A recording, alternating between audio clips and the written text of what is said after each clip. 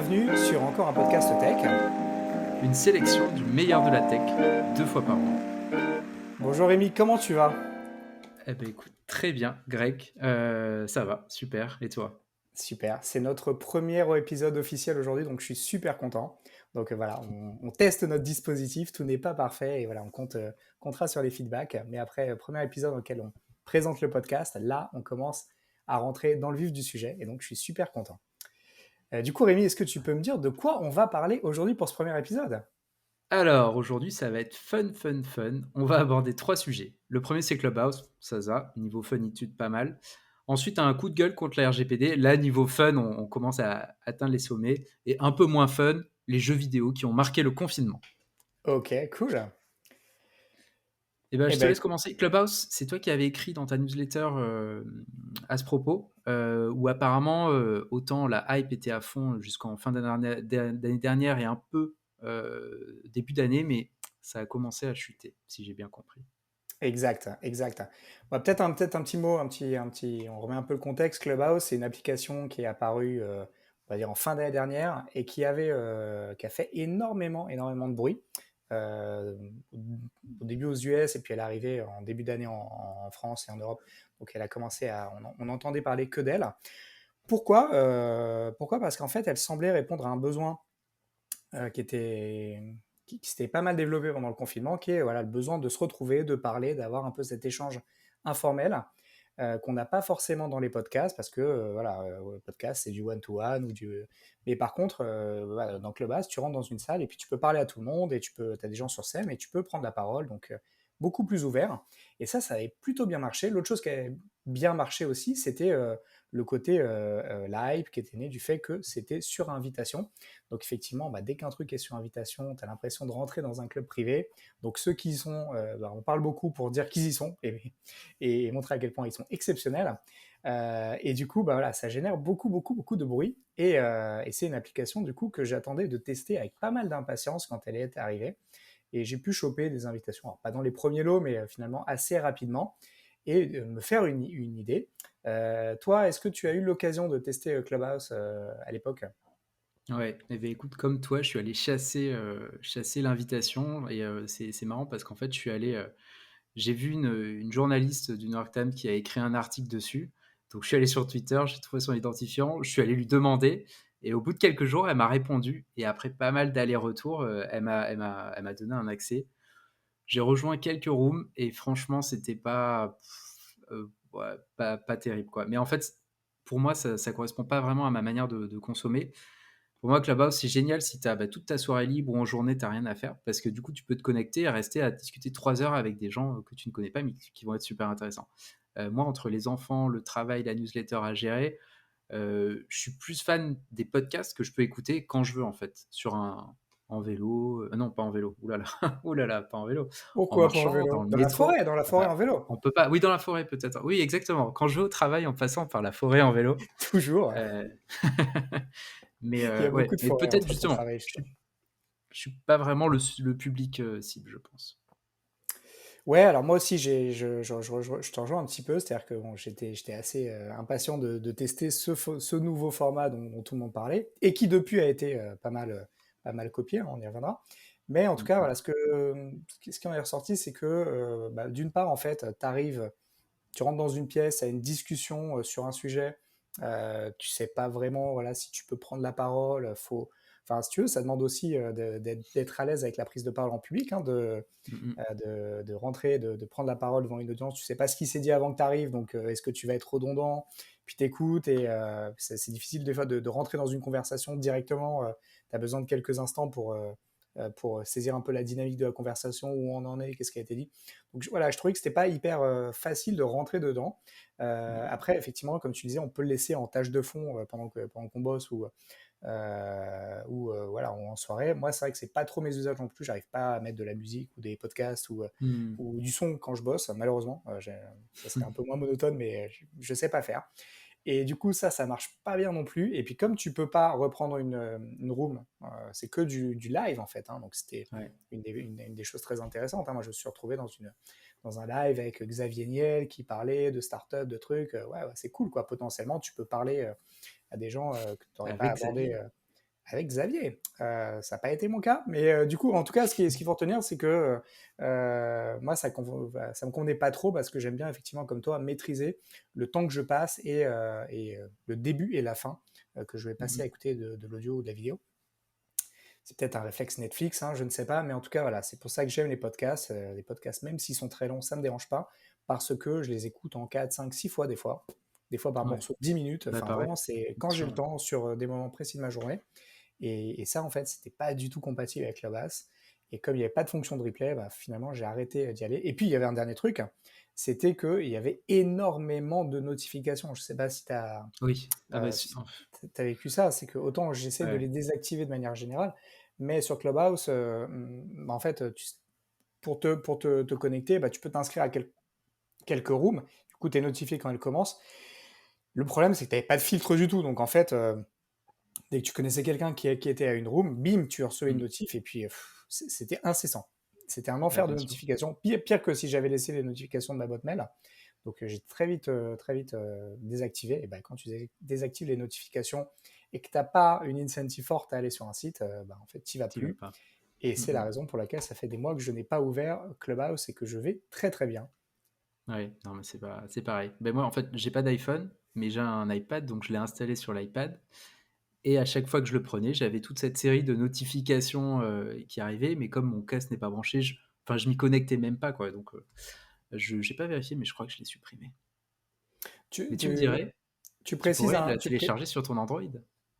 Eh oui, Alors mais oui, non. effectivement, parce qu'en fait, non mais tu marques un point, c'est que pendant longtemps, et ça faisait partie aussi du Oui, c'est côté vrai, élitiste, de la hype. ça n'était disponible que sur iPhone et que sur invitation. Donc la Mmh version Android est arrivée très très récemment et je crois elle est désormais ouverte assez globalement. mh. Mmh. Mais le problème, c'est que c'est un petit peu trop tard. Alors en fait, Ouais. ouais, c'est un peu l'objet de ce que je disais dans mon article, c'est que, bah, en fait, entre-temps, qu'est-ce qui s'est passé? Plusieurs choses. Déjà, tous les concurrents, tous les réseaux sociaux, si tu veux, ont compris qu'il y avait une fonctionnalité intéressante dans le fait de faire converser en live les membres. Et du coup, bah, ils ont tous copié ou sont en train de copier la fonctionnalité. Donc, dans la liste de ceux qui ont copié et qui l'ont déjà sorti, il y a Twitter, qui a Ouais. sorti Spaces, hein, qui est pour moi une implémentation plus pertinente de Clubhouse. Pourquoi? Parce qu'en fait, elle est complètement intégrée à ton feed. Tu peux partager des tweets que tu sélectionnes directement dans la conversation. Enfin voilà, je trouve que c'est assez bien fait. Ça marche en tâche de Ouais. fond. Enfin voilà, j'ai trouvé l'implémentation de Spaces assez pratique. Et puis c'est quelque chose qui vient en plus d'un réseau social que tu utilises déjà. Donc tu n'as pas besoin Mmh. d'aller sur un réseau social spécifique. Donc ça, c'est cool. Et puis, bah, tu en as d'autres qui commencent à, voilà, qui travaillent sur des copies plus ou moins avancées. Donc, tu as LinkedIn notamment, tu as Facebook également. Enfin, voilà, tu as pas mal de réseaux sociaux. Et finalement, Clubhouse risque d'être plus une feature qu'une application. Ouais. Et c'est la raison pour laquelle les chiffres de téléchargement se sont écroulés ces derniers mois. Mmh. Bah, sauf du Euh, coup depuis l'arrivée sur Android, là, je trouve un article qui disait qu'apparemment là début juin, ils étaient 4 millions d'utilisateurs sur Android. Mais du coup, est-ce que enfin, je pense que beaucoup de gens l'ont téléchargé parce qu'ils avaient fait la marée Apple et donc ils se sont dit: «Tiens, on va y aller». Et comment va se transformer l'application dans les prochains mois? Moi, je suis vraiment curieux et aussi circonspect, mais là, c'est peut-être parce que je suis un vieux, j'ai la vieille et du coup, je suis très cynique. Mais je pense que la prof a une super idée. Après, le problème, c'est qu'ils ne font que ça. Et donc, comment est-ce qu'ils vont pouvoir la transformer en application que les gens utilisent régulièrement? Je sais pas. Autant pour Twitter, je suis super entièrement d'accord avec toi, c'est une très bonne idée. LinkedIn, j'attends de voir, mais ça peut avoir beaucoup de sens, notamment pour hoster des webinars. Euh, mais ouais, on verra quoi. Ouais, je partage un petit peu ton avis en fait hein, sur le sujet, c'est-à-dire que peut-être que ça arrive un petit peu trop tard et que finalement voilà, la hype est partie, du coup, même les gens qui viennent de l'avoir sur Android, comme plus personne n'en parle, bah, en fait ça va devenir quelque chose voilà, il n'y a plus d'intérêt en fait, il n'y a plus vraiment de hype Et étant donné que le nombre de téléchargements a vachement chuté, je pense qu'il est assez lié au nombre d'utilisateurs actifs. Et ben, forcément, bah, moins d'utilisateurs, c'est moins de conversations. Et du coup, voilà. Ça, moi, j'ai un peu l'impression que ça va faire comme Snapchat, qui en fait a inventé un format avec la story. Qui du coup, voilà, on s'est rendu compte au début, moi j'ai téléchargé Snapchat, je comprenais même pas comment ça marchait. Là aussi, c'est le côté un peu vieux, vieux con. Mais en tout cas, je savais pas comment ça marchait. Mais par contre, les stories, j'ai vite compris comment ça marchait, je trouvais ça cool. Et j'ai téléchargé pour ça et pour les filtres. Et voilà, ces fonctionnalités-là, elles ont été complètement recopiées. Parce qu'elles elles peuvent pas être brevetées telles quelles. Donc elles ont été recopiées, pompées par les autres réseaux sociaux qui se les sont appropriées avec plus ou moins de succès. Hein. Ça n'a pas trop marché sur LinkedIn, mais par contre, sur Instagram, c'est devenu une killer feature. Quoi. Les gens passent plus de temps à regarder les stories qu'à regarder le feed. Donc, c'est une vraie implémentation réussie. Je pense que c'est un peu. Enfin, ça, c'est mon prono. On est aussi là pour prendre des risques et se positionner. Donc, je pense qu'effectivement, Clubhouse, je ne sais pas, ça va mourir demain, mais en tout cas, ce qui est sûr, c'est qu'il y a un vrai sujet de rétention et de voilà, le format est très facile à copier. Je le trouve moi perso beaucoup plus pertinent sur un réseau social comme Twitter ou encore même LinkedIn. Donc voilà, à voir comment ça va évoluer, mais je pense que la fonctionnalité va être aspirée et, et survivra largement à Clubhouse. Et si en plus tu rajoutes des fonctionnalités de replay, je ne comprends toujours pas pourquoi elles ne sont pas là d'ailleurs. Là, vraiment, tu crées des opportunités sympas. Hein. C'est-à-dire que nous, typiquement, hein, et je finirai peut-être là-dessus, quand on a décidé de lancer un podcast, à aucun moment ça nous est venu à l'idée de le lancer sur Clubhouse. Ne serait-ce que parce que bah déjà, il faut avoir une audience pour avoir des gens en live. En plus, ça pourrait être hyper sympa de faire un truc en live. Moi, je suis complètement open. Mais par contre, c'est vrai que voilà, toute la problématique d'enregistrement derrière et tout, ça nécessite un setup beaucoup plus lourd qui est pas forcément pertinent pour l'instant. Et du coup, voilà, on a juste. Puis ça ne règle pas le problème de la distribution, de la réutilisation du contenu et puis de la consommation quand on a besoin. Donc voilà, toutes les raisons pour lesquelles nous nous n'avons pas lancé un salon Clubhouse, mais un podcast. Exactement. Après, on lance tous les trucs un an après, peut-être qu'on va lancer en 2022, notre album Clubhouse. On verra.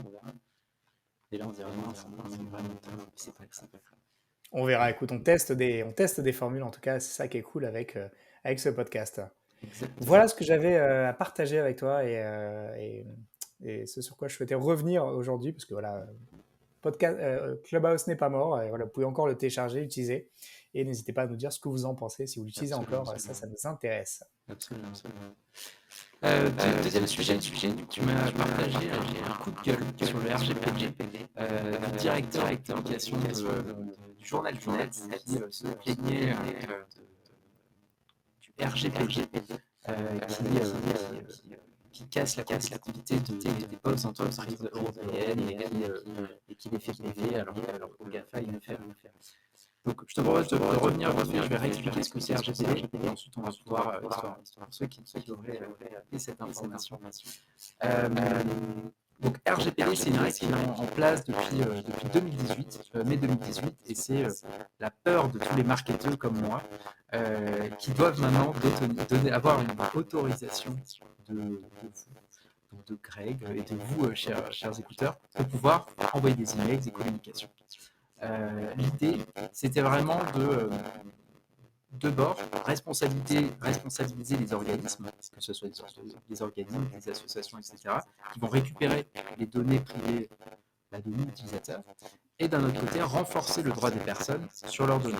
Alors, par données, on va entendre tout ce qui est lié à une personne, donc le nom, le prénom, l'adresse, donc ça, c'est des données fixées, mais il peut y avoir aussi des éléments physiques, une photo de vous, des éléments caractéristiques, les identifiants, l'IP que vous utilisez quand vous connectez à un site, tout ça, c'est des données personnelles.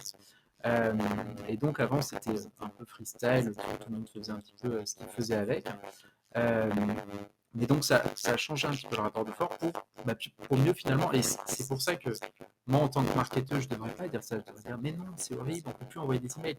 Mais c'est bien en tant qu'utilisateur, ça permet de donner un cadre à ce que font les entreprises, tous les organismes de mes données qui au final m'appartiennent. Et donc, le RGPD, qu'est-ce que ça a fait? Ça a demandé aux entreprises 6 éléments, 6 choses. Le premier, c'est de désigner un responsable qui va s'occuper de toute cette mise en place et vérification. Dans le langage, ça s'appelle un DPO. Euh, Le Data Protection Officer. exactement. Oui, j'ai Ensuite, révisé, hein. ouais, c'est bien ça. Ou tu es peut-être un peu impacté par ce genre de choses. Pas du tout. Pas du tout. Le deuxième chose, c'est recenser tous les fichiers de données, parce que dans une entreprise, il y a plein de données, donc il y a un moment, il faudrait savoir où est-ce que sont les données des clients et des prospects, où est-ce qu'on les range, et est-ce qu'elles ne sont pas à plusieurs endroits, est-ce qu'il ne faudrait pas temps de faire un peu de nettoyage. Le troisième, lié un petit peu à ça, c'est de repérer tous les traitements de données, tous les processus qui font que on récupère des données et peut-être voir si on n'a pas qui sont à risque. Par exemple, si Bernard il envoie par fichier Excel la liste de tous les clients d'une entreprise à Bernard ou à Jean-Michel qui est dans un autre service, c'est moyen niveau sécurité. Et c'est un des autres points, c'est sécuriser les données. L'entreprise, elle doit sécuriser ces données-là pour être sûr que personne de malveillant pourra venir les récupérer sur une clé USB et repartir avec. Ensuite, il y a respecter le droit des personnes.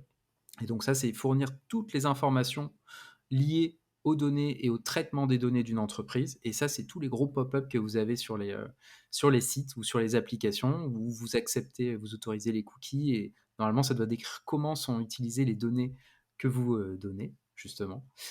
Et le dernier point, c'est s'il y a une sous-traitance, être sûr que le prestataire respecte toute cette RGPD. Voilà pour ce que c'est la RGPD en gros. Et du coup, Greg, comme c'est toi qui as partagé cet article, est-ce que tu pourrais un petit peu nous en parler? Ouais, en fait, moi, cet article m'a intéressé. Pourquoi? Parce qu'il voilà, il dresse le bilan en fait de la réglementation RGPD qui a été mise en place en fait. Elle a été votée il y a 5 ans, donc en 2016. Donc c'était voilà, son anniversaire le 24 mai dernier. Et elle a été rendue obligatoire dans l'application en 2018, si je dis pas de bêtises. Oui, tout à fait. Donc il y a 3 ans. En mai. Et en octobre, bon, en tout cas, voilà, il y a en gros 3 ans. Et depuis, voilà, c'est l'occasion de tirer un premier bilan. Et tant un bilan d'un point de vue des entreprises que des utilisateurs. Alors, je vais commencer des utilisateurs, ça parle à tout le monde. Tu parlais tout à l'heure des bandeaux de cookies. La vérité, c'est que je pense que notre expérience en tant qu'utilisateur, en tant qu'utilisateur de service, de site, elle s'est complètement dégradée suite à l'obligation de mettre des bandeaux de cookies. Pourquoi ces bandeaux? Tu l'as dit, ils sont nécessaires pour s'assurer que on autorise le site à collecter des données sur nous. Ça peut être, euh, Ça peut être juste des données de visite, hein, savoir qu'on a vu telle page, parce que ça permet au site de s'améliorer, de voir quels sont les contenus populaires et du coup proposer ce type de contenu. Donc il peut y avoir des raisons super légitimes et complètement honnêtes. Et puis il peut y avoir effectivement des données qui peuvent être transférées à des partenaires publicitaires ou commerciaux. Et ça, voilà, c'est ça qui est un peu plus touchy, c'est quand on ne contrôle pas ce qui est fait de nos données. Et quand on récolte plus de données que ce que l'on autorise. Et voilà, d'où effectivement ces bandeaux de cookies qui nous demandent de nous positionner sur un certain nombre de critères, savoir ce qu'on autorise ou pas. On a le droit de rien autoriser. Et puis derrière, voilà, aujourd'hui, à chaque fois qu'on va sur un site, bah, il y a une bannière qui s'ouvre systématiquement et qui nous demande et qui nous redemande notre autorisation. Et en vrai, on dit, on choisit le bouton le plus visible et qui est souvent j'accepte tout pour être tranquille. Je simplifie, mais c'est un petit peu ça. Bah, c'est ça. Et du coup, finalement, en fait, on fait la même chose qu'avant, avec plus de friction pour les utilisateurs, et finalement, voilà, beaucoup de tracas en termes de mise en place. Donc là, je parle plus côté utilisateur. Côté entreprise, peut-être toi, tu pourrais nous partager ton ressenti, parce que je pense que tu as dû le vivre sans trop dévoyer ce que tu fais, mais d'un point de vue marketing, tu as dû être exposé à ça. Est-ce que tu peux nous parler des contraintes que ça a entraîné chez toi? Ah, tout à fait. Et en plus, nous, on est dans une entreprise pour qui c'est particulièrement important de respecter toutes les obligations légales, donc même va un peu plus loin que ces obligations légales. Donc nous, c'était beaucoup de process en plus. On a du tout, bah, toutes les personnes qu'on avait dans notre base de données, on leur a redemandé leur consentement, donc un opt-in comme on appelle, pour vraiment, enfin, qu'ils nous disent, OK, vous pouvez m'envoyer des communications. Bon, évidemment, pas grand monde n'a répondu, enfin, qui Vous en voudrait avez dire perdu oui à beaucoup, ça. du coup. Ah, on a perdu tout et on rebâtit depuis petit à petit. Donc ce qui est bien, c'est que enfin, moi l'avantage que je vois, c'est que ça permet de repartir sur des bases saines parce qu'au final, ça sert à rien d'envoyer des emails à des gens qui ne lisent pas ou qui vont juste les supprimer, quoi. Et moi, en tant que responsable marketing digital, je reçois un paquet d'emails, de chasseurs en fait qui veulent me vendre leurs produits, leurs solutions, qui sont toutes les plus géniales que les uns que les autres. Sauf qu'au final, j'ai pas le temps et ça m'intéresse pas. Et que si j'ai besoin d'une solution, je vais aller la chercher moi-même. Et je pense qu'il y a, au niveau de ces emails de prospection, il y en a tellement au final que on les regarde même plus. Donc ça sert à rien. Ça embouteille les autoroutes de l'information pour pas grand chose. Donc je pense que là, le fait d'avoir nettoyé ça et de repartir de zéro, ça a permis de partir avec des gens qui sont consentants et qui veulent avoir des actualités. Et nous, en tant qu'entreprise, ça nous a permis aussi de travailler les messages qu'on voulait envoyer en se disant, bah, on envoie vraiment beaucoup moins d'emails, mais par contre, on essaye de les envoyer plus ciblés et plus, je dirais plus intéressants, mais qui vont avoir plus de chances d'apporter de l'information, d'apporter de la valeur aux gens qui les reçoivent, pour éviter qu'ils cliquent sur je souhaite me désinscrire immédiatement. Donc, au final, c'est positif, même si c'est rageant, parce que bon, en tant qu'entreprise, on est aussi là pour trouver des nouveaux prospects.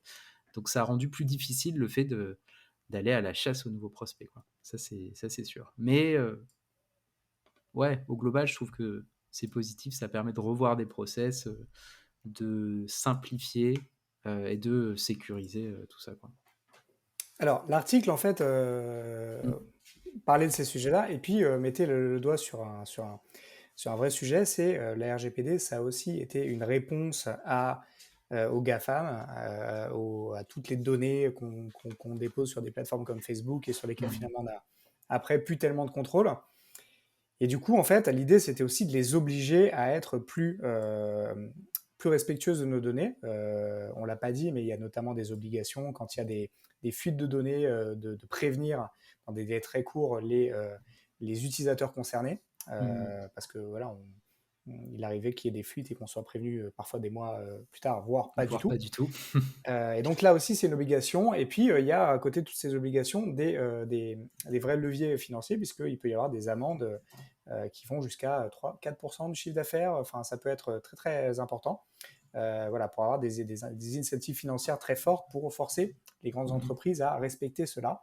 Et puis, il y a un risque d'image aussi. Hein, c'est-à-dire qu'aujourd'hui, la donnée pour une entreprise, tu le disais très bien tout à l'heure, hein, mais c'est pareil pour énormément d'industries. Enfin, je ne connais pas trop de métiers où la donnée client notamment Mm. où ce process est pas critique. Mais voilà, le fait ça devient finalement quelque chose j'ai perdu mon fil. Critique, Ouais, important. critique en fait aujourd'hui pour les entreprises de bien surveiller leurs données. Et en fait, on se dit, ok, la donnée c'est important pour tout le monde va faire attention. Euh, on a de nouveaux process, il faut un DPO, il faut plein de nouvelles choses maintenant pour respecter la RGPD.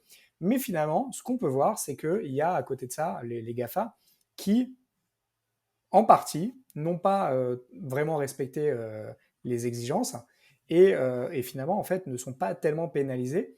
Et par contre, ceux qu'on pénalise beaucoup, et c'était un des points que j'ai Mm. trouvé intéressant dans l'article, c'est que en fait, cette mécanique-là que tu as décrit, elle est valable peu importe la taille de l'entreprise, hein, que je sois une entreprise avec un collaborateur, voire tout seul, ou que je sois une multinationale, j'ai les mêmes obligations et les mêmes contraintes derrière. Et en fait, on a récemment la CNIL qui a épinglé Carrefour, je crois, sur un sujet RGPD. Et en fait, voilà, amende à Carrefour, on se dit, en fait, quelque part, ça a désavantagé les petites structures. C'est plus facile pour une CNIL de taper sur un Carrefour ou sur un acteur français que sur un Google parce que, voilà, pour Google, une amende, voilà, peanuts hein, par rapport aux résultats de l'entreprise également. Et du coup, finalement, est-ce que c'est pas juste se tirer une balle dans le pied et alourdir en fait alourdir les process et les règles pour euh, les euh, pour les entreprises européennes, parce que c'est vraiment une réglementation européenne à la base, qui finalement voilà, s'impose pas de la même manière aux entreprises, que ce soit les entreprises chinoises ou les entreprises américaines, et qui du coup finalement peuvent avancer plus vite et puis prendre de l'avance Là où nous, finalement, on a une sorte de boulet au pied, et puis si on essaie de se détacher, on se fait taper dessus, là où eux, Mmh. ils peuvent courir avec des chaussures de sport juste à côté de nous et tracer, quoi. Donc est-ce qu'on c'est pas un désavantage concurrentiel, la RGPD? Ouais, je sais pas. Moi, pour le coup, ça m'a un peu, je trouvais l'argument un petit peu facile parce que, bah, déjà pour moi, enfin, il y a un gros emballement, enfin pas un emballement plutôt, mais une vague de prise en compte de ces notions de données personnelles et de gestion des données personnelles depuis, quelques années. Et le RGPD a fait des bébés, en fait. On a, depuis quelques années, en Californie, ils ont fait le California Consumer Privacy Act, qui est un petit peu un RGPD, local. Il y a beaucoup d'autres États aux États-Unis qui sont en train de mettre en place des politiques de ce genre. Euh, Au Japon, on a le Protection of Personal Information. En Chine, il y a le Personal Data Protection là. Et du coup, je pense que finalement, c'est pour une fois, l'Europe a été assez avant-gardiste là-dedans, en mettant des barrières là où il fallait en mettre. On peut pas, enfin, ce que prône ce monsieur, c'est de dire il fallait ouvrir. Et moi, je m'en fiche. Je crois que l'exemple qu'il donnait, c'était sur Air France, qui s'en fichait que Air France puisse récupérer ses usages, enfin, sa navigation sur le site pour lui proposer quelque chose. Sauf que c'est pas juste ça en fait les données. C'est que Air France, il va passer par un prestataire de pub par exemple ou un agrégateur d'informations qui va mettre en, en lien les usages du site Air France, mais aussi sur l'application, sur Clubhouse par exemple, sur plein d'autres aspects et de créer cette sorte de moi virtuel à qui il va pouvoir proposer des données hyper ciblées et faire finalement ce qu'il veut avec ces informations. Et ça, c'est dangereux parce que si en tant qu'utilisateur, tu ne sais pas que ça existe, tu ne sais pas qu'il y a toutes ces données-là qui existent sur toi, bah, c'est un petit peu gênant, quoi. Et j'en parlais, c'est marrant parce que j'en parlais dans ma dernière newsletter par rapport à l'application Tous Anti-Covid, dont le QR code, au final, transmet bien des informations, et notamment des informations de santé, le nombre de vaccins que tu as pris. Et le vaccin, en fait, si quelqu'un de mal intentionné voit que tu as pris 3 vaccins, il sait que quelque part, tu es quelqu'un de fragile, sans dire fragile, mais en tout cas, tu as une condition À risque. médicale Hmm. voilà, tu es à risque, tu as une condition médicale qui a imposé d'avoir 3 vaccins. Et il peut faire des trucs avec ça, quoi. Il peut le partager, le vendre à un labo qui va te vendre des trucs. Donc c'est, enfin, moi, je suis pas du tout dans le fait de dire, ah bah, laissons faire les gens, les données, ça va s'équilibrer automatiquement. Non, non, pas du tout. Et je pense que là, l'Europe a donné un bon exemple de règles qui sont même pas forcément précises. Et le nombre d'amendes, au final, je les ai pas en tête. Ça vaudrait le coup de se renseigner. Mais elles n'ont pas forcément été énormes, quoi, par rapport à ce qu'on aurait pu faire. Et parce que tout simplement, je pense que la CNIL, ils doivent avoir, je sais pas, une vingtaine d'inspecteurs, une trentaine d'expériments pour toute la France, pareil pour l'Europe.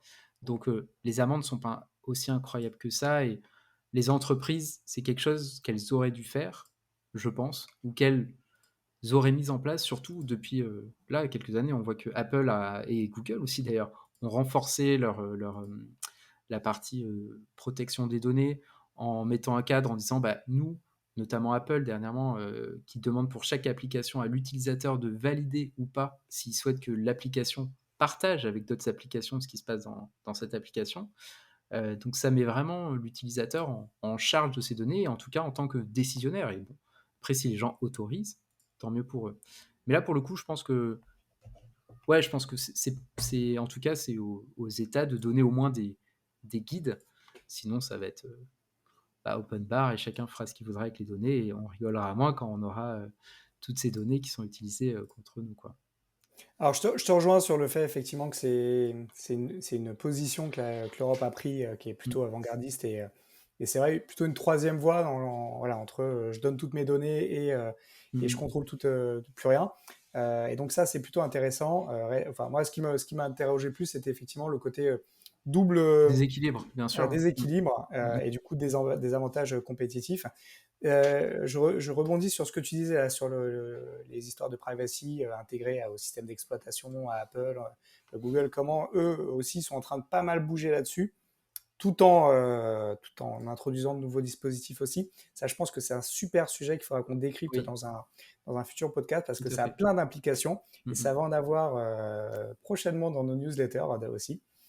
Donc voilà, donc on en parle, enfin dans nos newsletters, dans toutes les newsletters. Ouais. Donc ouais, c'est un sujet hyper intéressant qu'il va falloir qu'on traite parce que voilà, il me passionne. Je pense qu'on est, sans trop dévoiler, on est à une bascule sur le mode de la manière dont fonctionne Internet et la manière dont est mesuré ce qui se passe sur Internet. Et voilà, toi, d'un point de vue usage, digital, marketing, tout ça finalement est en train de se redessiner maintenant, ce qui n'avait pas été le cas depuis l'invention du web tel qu'on le connaît aujourd'hui. Ouais. Donc on est vraiment à un tournant. C'est introduit par le RGPD. Je pense que ça a été le coup de départ de ça. Et c'est passionnant et ça, il y a des développements en permanence. Donc voilà, je pense que ça vaudra le coup qu'on se fasse une édition spéciale, donc pas RGPD, rassurez-vous, mais vraiment comment voilà, la privacy évolue Mmh. et crée de nouvelles opportunités, de nouvelles contraintes. Et ça, c'est hyper intéressant en termes de tech. Mmh. C'est clair. Est-ce qu'il y avait autre chose que tu voulais ajouter, Rémi, avant qu'on passe à notre troisième sujet? Je propose de passer à un troisième sujet. Pas ouf le sujet, pas très fun. Non, pas terrible. Mais bon, Vas-y, il fallait un troisième parce que jamais 203, donc bon, on s'est dit: «Allez, on va rajouter».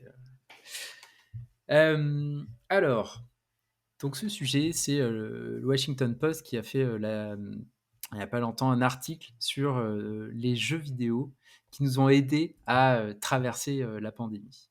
Et donc ce qui est très intéressant, c'est qu'ils ont récupéré plein de témoignages de différentes personnes et de la façon dont ils ont vécu, les jeux. Donc on mettra le lien dans la description du podcast, n'hésitez pas à aller voir. Hem, mais moi, pour ma part, je sais que ça a fait, enfin, bon, ça m'a pas aidé, enfin, j'ai pas trop souffert, j'ai la chance d'avoir passé un confinement, ça allait, quoi. Mais c'est vrai que j'ai plus joué que d'habitude parce qu'on ne sortait pas ni rien. Donc moi, ils en citent 2 dedans, un Call of Duty Warzone, qui est un jeu gratuit, un FPS.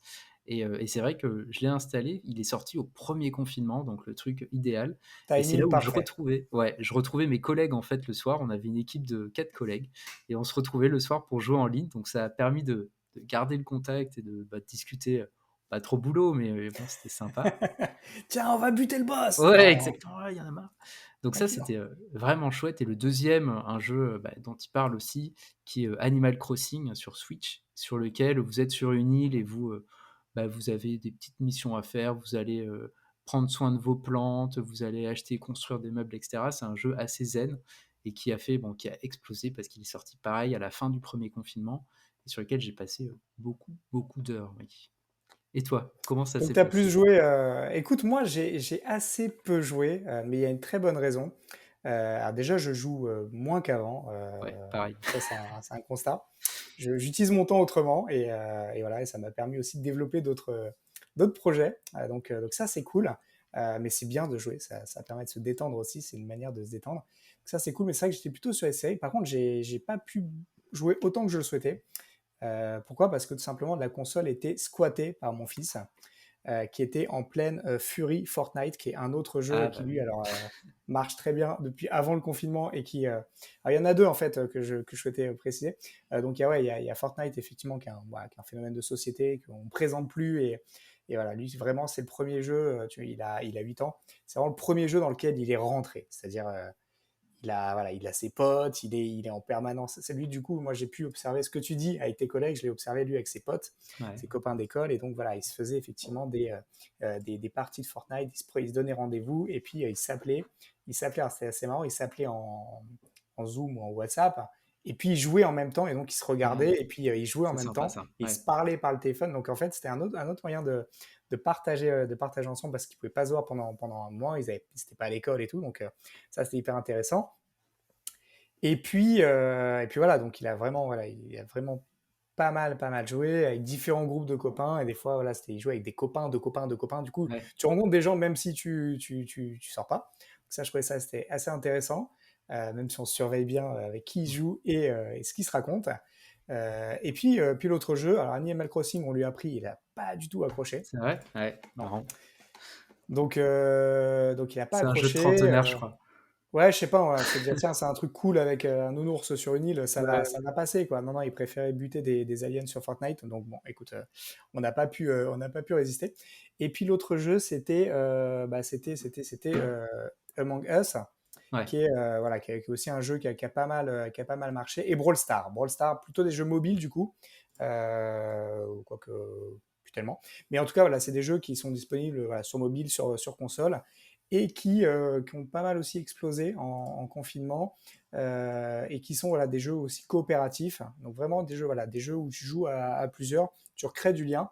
Ça marchait avant, hein, ça marchait très bien avant, mais du coup ça a pris une vitesse supplémentaire avec le confinement, je pense. Et du coup, je pense qu'il y a certains des usages qui vont rester, même si on est tous Mmh. contents que les terrasses rouvrent et que pouvoir faire autre chose. Mais en tout cas, voilà, il y a certains usages qui vont rester. Et donc, les jeux nous ont accompagnés quand même dans cette période de confinement, là où les films pouvaient un peu moins le faire, faute de sortir au cinéma. C'est sûr, c'est sûr. Du coup, ça On veut dire est qu'on se fera bientôt des Fortnite en terrasse avec un demi. peut-être bien. Bon, On a fait le mais tour. on a fait le tour, je crois. Merci pour votre attention, d'être resté jusqu'au bout. On espère vraiment que voilà, le format vous a plu. Si vous voulez recevoir chaque nouvel épisode, il y a une seule solution, c'est vous abonner. Donc là, au moment où je vous parle, on est en train de se déployer sur les différentes plateformes de podcast. Donc chaque jour, on est disponible sur un peu plus de plateformes. Mais en tout cas, voilà, vous pouvez vous abonner. Donc ça, c'est le bon point. Et puis si on n'est pas encore disponible sur votre plateforme de podcast préférée et que vous voulez être notifié quand il y a un podcast, qu'est-ce qu'il faut faire, Rémi? Eh bien, je pense qu'il faut s'abonner directement. Donc, rentrez votre email sur encoreunpodcast.tech, tout simplement. Voilà. Voilà. Ça, c'est le plus simple. Vas-y. Et bonus, vous pouvez aussi vous abonner à nos newsletters. Donc, Rex, tu peux nous rappeler l'adresse de la Ouais, tienne. bien sûr. Moi, c'est très simple. Greg Taïeb, G-R-E-G-T-A-I-E-B, .substack.com. Et moi aussi, je vais promouvoir la mienne. Moi, c'est lebrief, L-E-B-R-I-E-F, T-E-C-H. Donc, lebrief.tech. Voilà, on espère que ça vous a plu. Si c'est le cas, voilà, n'hésitez pas à laisser votre avis. On se retrouve d'ici 15 jours pour un nouveau sujet. Et puis d'ici là, à bientôt. À bientôt. Merci beaucoup, Greg. Salut. Merci, Rémi.